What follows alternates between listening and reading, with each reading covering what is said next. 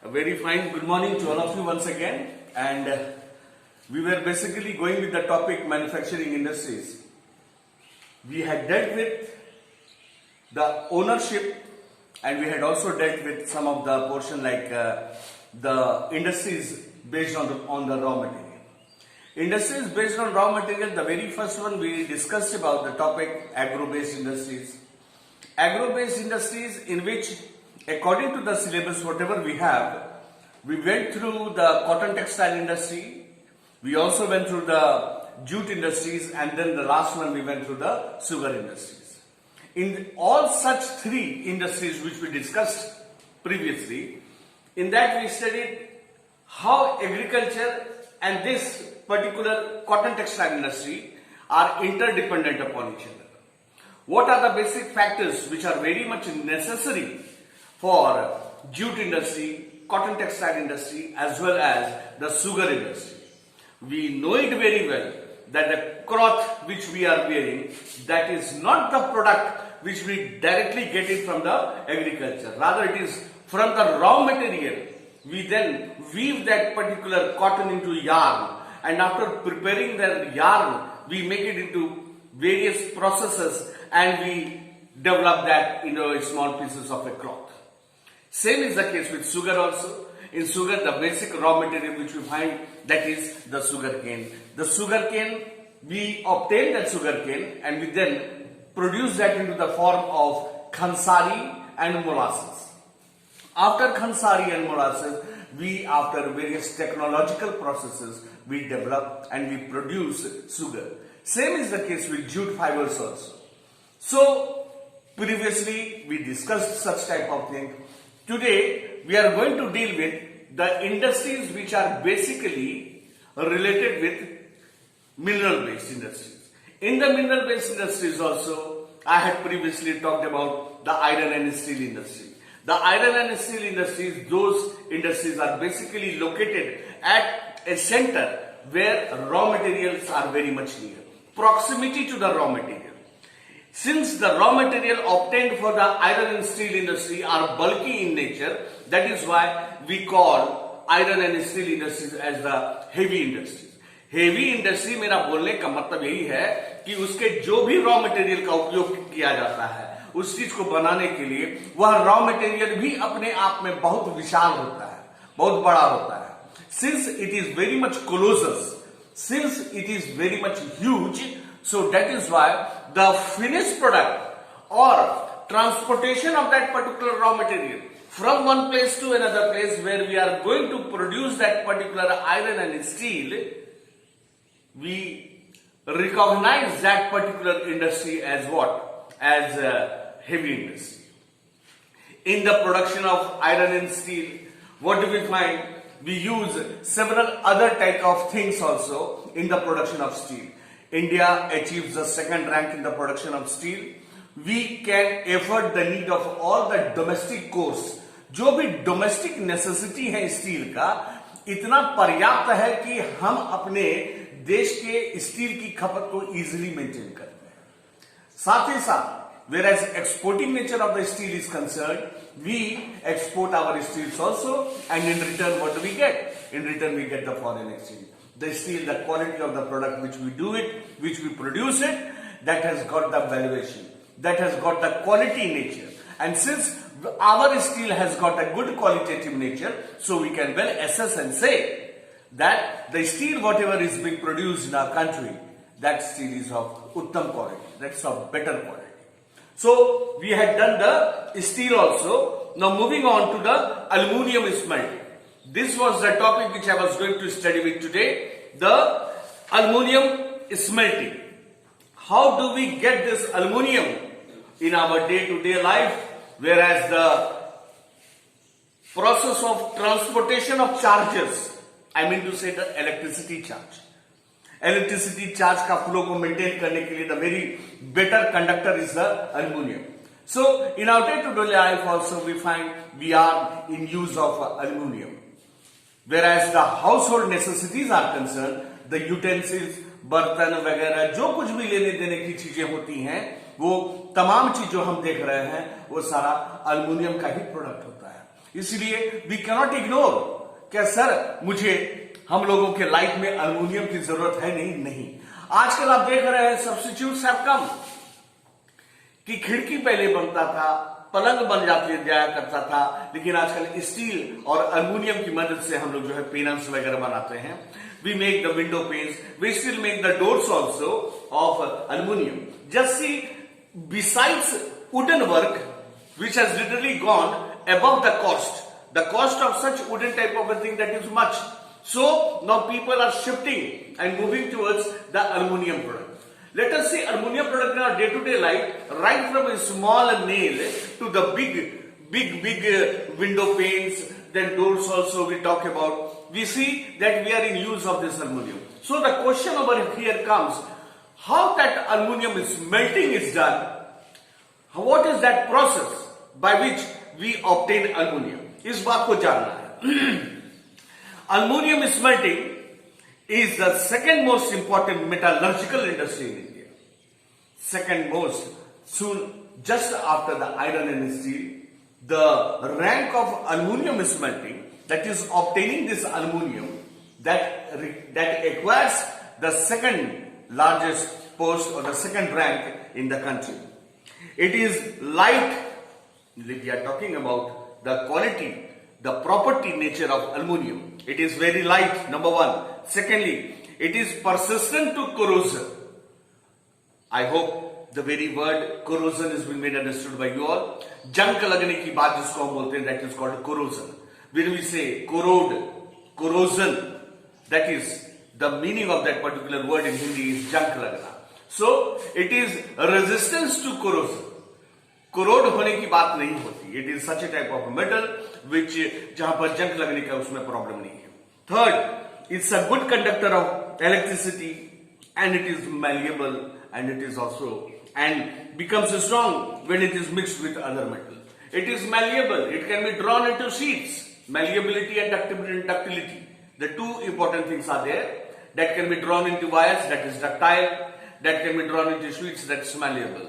So coming to the property of aluminium, what we know, this aluminium metal, it is light, it is a resistance to corrosion, it is malleable, and when it comes in mixing with other metal, it becomes strong.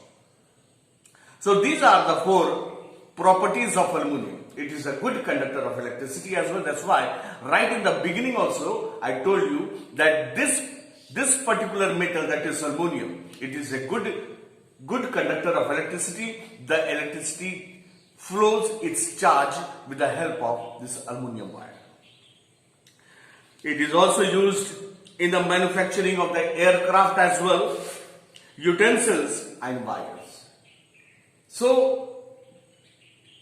we have to keep it in mind when we are talking about this manufacturing industries relating to aluminium, the uses of aluminium, the properties of aluminium, and in what type of domestic course are we utilizing such type of things.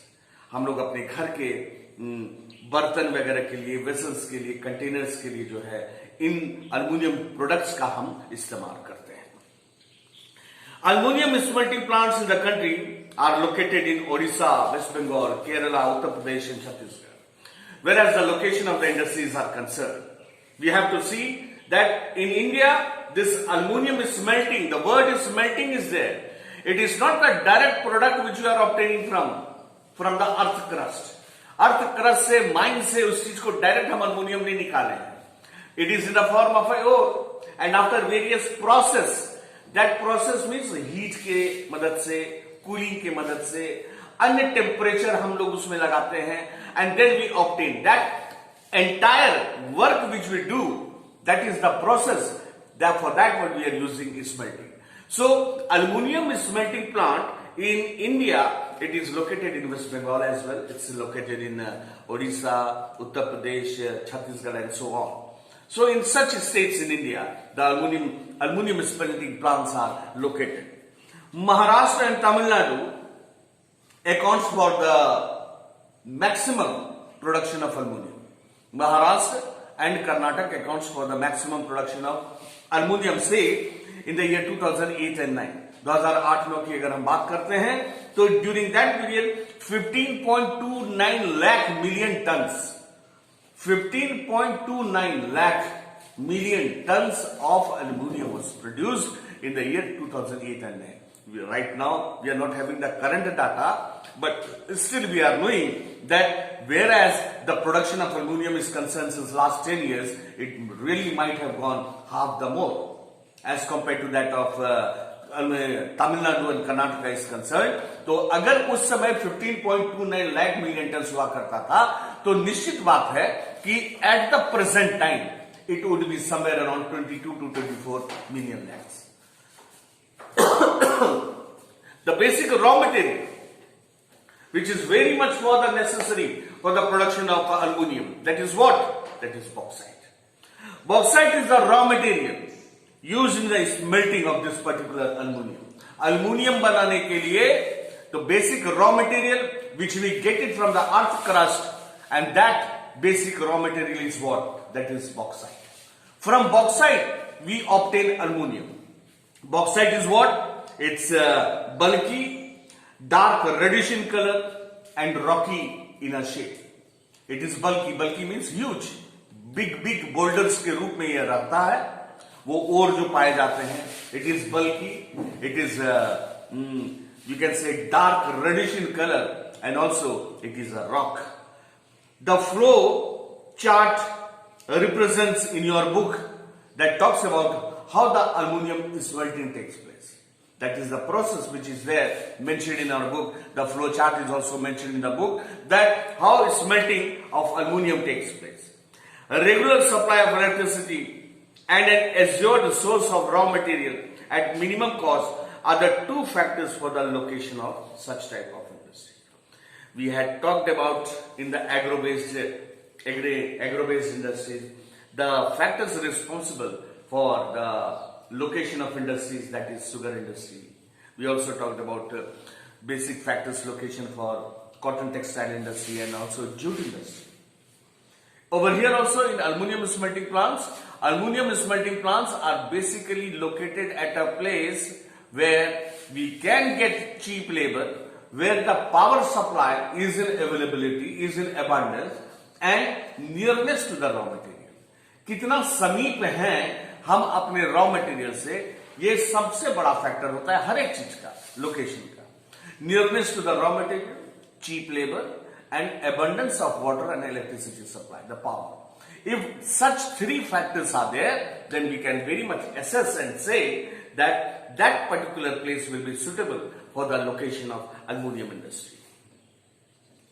So in the aluminum industry, we see that the basic raw material which is very much in necessity, that is the bauxite, and this bauxite we obtain it from the earth crust. उसी bauxite के processings, technologies, metallurgy के तहत हम लोग जो है aluminium obtain करते हैं.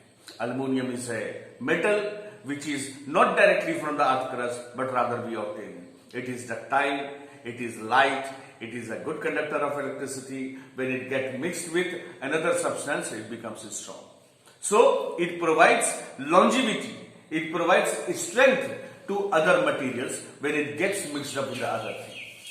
In the aluminum industry, we also said the only thing which we have to keep it in mind, what are the factors basically really required for the location of such industry. Three factors are there: proximity to the raw material, then second one will be the cheap labor, and the third one is abundance of water and power supply. If these three factors are there, that's why we can say that Karnataka as well as Maharashtra and Tamil Nadu, these places, they produce the maximum aluminum.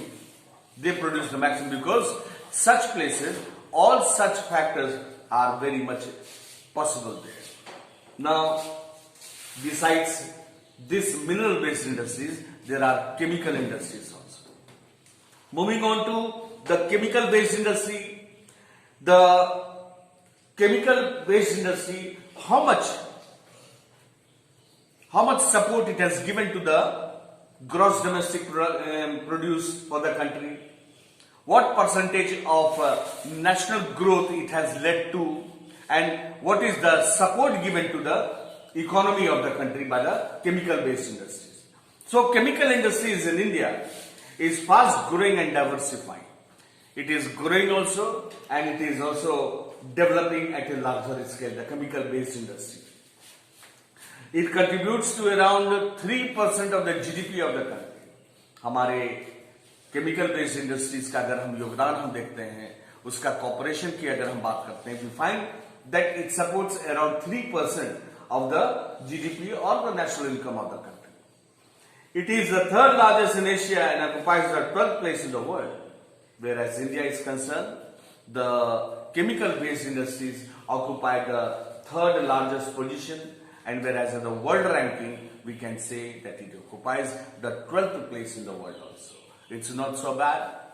The developing country like India, if it has achieved 12th position at the entire world level, that is a mark of a great respect also, and that is a mark of a great progress, that the country which is just starting to develop, or whether we can say developing state, and it has acquired the 12th position, that is a good mark of a progress. So this chemical based industries, it comprises both large and small scale industries. The chemical industries, उसको भी अगर हम विभाजित करेंगे तो या तो आप स्मॉल स्केल पे आप उसको लेके चल सकते हो, या आप उसको बड़ी स्केल इंडस्ट्रीज पे लेके जा सकते हो. कुछ कंपनीज जहां पर खाद निर्माण हो रहा है, कुछ कंपनीज जहां सिर्फ नाइट्रिक एसिड ही बन रहा है या सल्फ्यूरिक एसिड बन रहा है. So where the any industries which are only responsible for manufacturing nitric acid, so that shall come within the category of small scale. But the some of the industries which basically requires, like the production of fertilizers and so on. So production of fertilizers, so that will really be a task of a big type of a thing. So that will be regarded to be a large scale industry. So this chemical based industries, it comprises both large as well as the small scale. Rapid growth has been recorded. Rapid growth has been recorded in both inorganic and the organic sector. Chemical based industries को हम दो sections में divide करते हैं. एक organic industries and second one is the inorganic industry. Inorganic chemicals include like sulfuric acid, which is used in the manufacturing of fertilizers.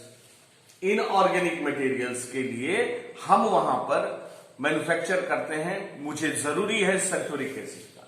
Why? This sulfuric acid is very much necessary for the manufacturing of fertilizers. And then it is also helpful in production of synthetic fibers, paints, plastics, adhesives, dye. तो उन चीजों के लिए sulfuric acid is a must. See, there are many things. Let us talk about the Asian paint. So the only thing which is coming in our mind is that is a big container where there is a paint. But we are not understanding that the things which were required to produce that particular one dabba of paint, that also required acids also. That required some of the inorganic chemicals. And that inorganic chemical is what? That is the sulfuric acid.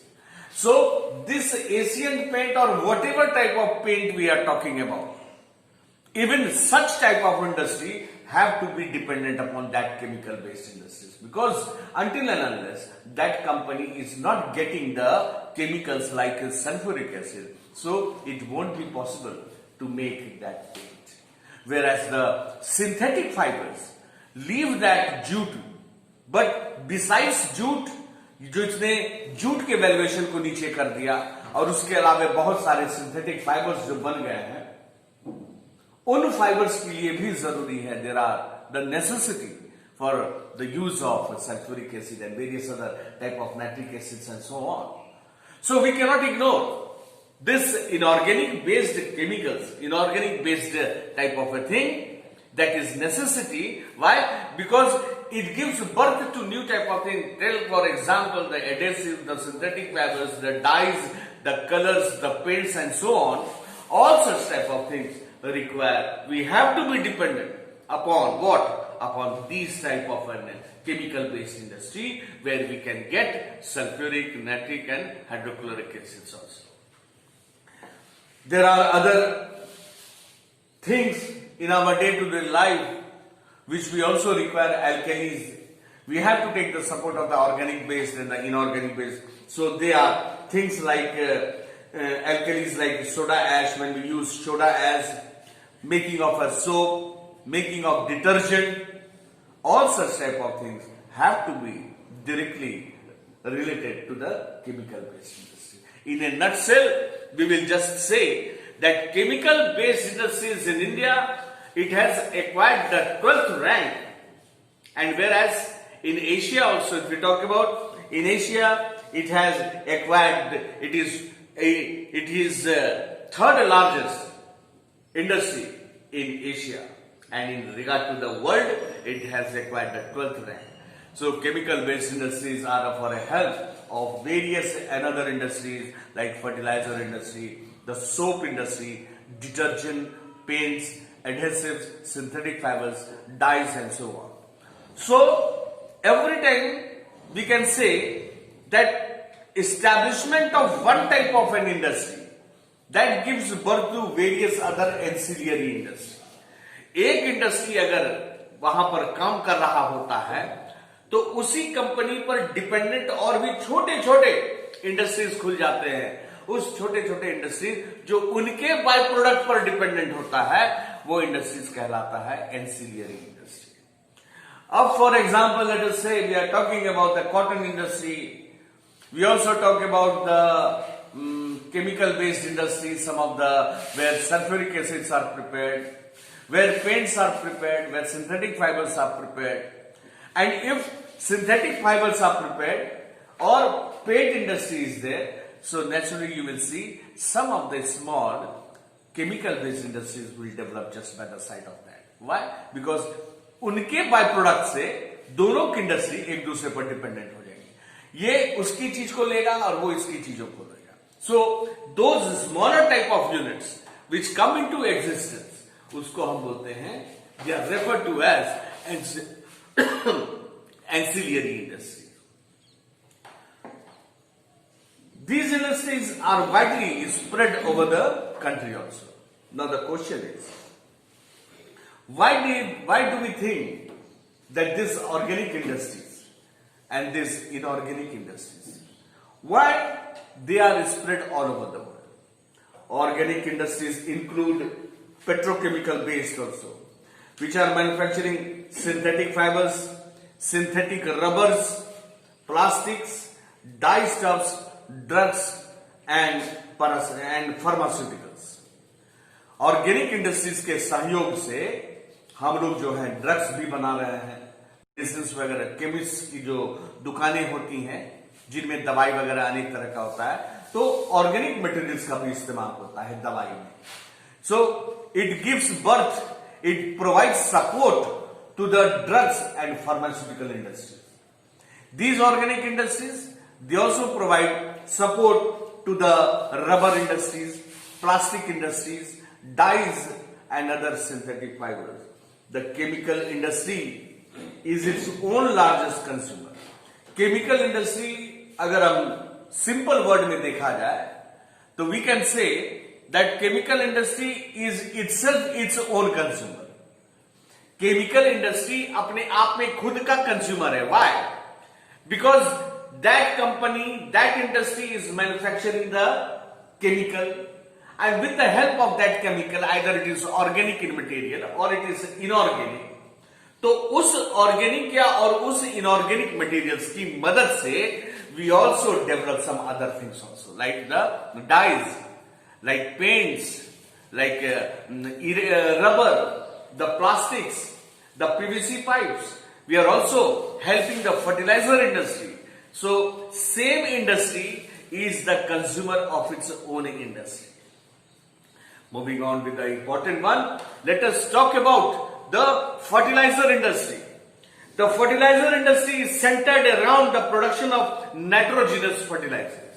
Fertilizer industry basically requires nitrogenous fertilizers, which are basically meant for the production and better vegetation for the crops. तो उसके लिए nitrogenous fertiliser की जरूरत है. So nitrogen, the properties of nitrogen based type of things are necessary for the production of fertilizer. Mainly urea, phosphatic fertilizers and ammonium phosphate, जिसको हम DAP बोलते हैं, ammonium phosphate. So for the fertilizer industry, the basic chemicals required are the nitrogenous fertilizers, which are urea, and phosphatic fertilizers also, which are aluminium based, that is DAP की हम बात करते हैं, which is ammonium phosphate. तो दोनों चीज के लिए, एक है नाइट्रोजिनस और दूसरा DAP, that is ammonium phosphate, phosphatic based fertiliser. Two things are very much necessary for the fertiliser industry. One is nitrogenous fertiliser and another one is phosphatic fertilizer. Phosphatic fertilizer includes DAP, that is ammonium phosphate, and nitrogenous fertilizer, that includes what? Within that category the urea is there. Urea में nitrogen रहता है, so nitrogenous fertilizer वो हो गया. Phosphatic fertilizer, it has to have the ammonium content, so ammonium phosphate, that is the phosphatic fertilizer. So fertilizer industry, they produce two such type of fertilizers. One is nitrogenous fertilizer, another one is phosphatic fertilizer. Nitrogenous fertilizer, the example is urea. Phosphatic fertilizer, example will be ammonium phosphate. And the third one, that is potash. Third fertilizer, that is potash, is entirely imported as the country does not have any resource of commercially usable potash or potassium compounds in any form. Whereas potash, as the fertilizer is concerned, the production of potash in our country, that is less. Why? Because the compounds of potash, that is potassium and its content, potassium और उसके compounds, उसकी मात्राएं हमारे देश में कम है. So we get it imported from another country. And whereas the fulfillment of nitrogenous fertilizer, whereas the fulfillment of phosphatic fertilizers are concerned, so nitrogenic और phosphatic fertilizer, उनकी डिमांड को हम अपनी आराम से पूर्ण करते हैं. साथ ही साथ मेरे प्रोडक्शन इतने बेहतर हुए कि we also export it to another countries. But whereas the case with the potash is concerned, we do not have sufficient compounds of potash. मेरे पास sufficient compounds नहीं है पोटास का, and since we do not have the sufficient amount of potash compounds, we get it imported from other countries where there is much potash compounds found. So वहां से हम लोग जो है निर्यात करके हम अपने देश में लाते हैं. So India is the third largest producer of nitrogenous fertilizers. We are very much proud to say at the present date, whereas the world ranking is concerned, so India ranks third in the world level, whereas the nitrogenous fertilizer is concerned. There are around 57 fertilizer units manufacturing nitrogenous and complex nitrogenous fertilizers. 29 for urea and 9 for the producing ammonium sulfate as a byproduct, and 68 other small units are there. So this is simply the data that we have got maximum units of nitrogenous fertilizer units, then ammonium based units, but very less potash. At present, the 10 public sector undertakings which are taking place in India in public sector undertakings as well as the cooperative sector, we find Hazira in Gujarat under the Fertilizer Corporation of India. तो cooperatives के तहत या भारत सरकार के योगदान के तहत either under the public sector undertaking या under the cooperative sector, हम देख रहे हैं कि गुजरात में हजीरा जो जगह है, that place is basically fertilizer based place where the production of fertilizers take place. After the Green Revolution, this fertilizer based industry got the boost because Green Revolution talked about the objective of the Green Revolution was to boost the agriculture. Now in order to boost the agriculture, we require such other type of things like insecticides, pesticides, fertilizers of better quality such that कि हम अपने agricultural growth को हम बढ़ा सकें. So agricultural growth can only take place, agricultural growth can only be possible if we have got good and better quality of fertilizer. So during that time, what do we find? We found that it gave a boost, it gave an upliftment to the fertilizer based industry. The Green Revolution also aimed and it provided support to the other countries, and various other states have come into existence where fertilizers are produced. They are the states like Gujarat, Tamil Nadu, Uttar Pradesh, Punjab and Kerala that provides the half of the country's total production of the fertilizer. Which are those states? They are Gujarat, Tamil Nadu, Uttar Pradesh, Punjab and Odisha and so on, where the accountability of the production of fertilizer is concerned, that is half of the total production of the country. Other significant producers are Andhra, Rajasthan, Bihar, Madhya Pradesh, Assam, Goa, Delhi, Madhya Pradesh and Karnataka. We don't have to keep so much in mind. We only have to see that whereas the production of fertilizers are concerned, the places are Gujarat, Maharashtra, Arunachal Pradesh. We also talk about Karnataka, Kerala and so on. So those are the basic places. The Sindri in Jharkhand. Sindri in Jharkhand is also important for the fertilizer industry. Coming to now the cement industry.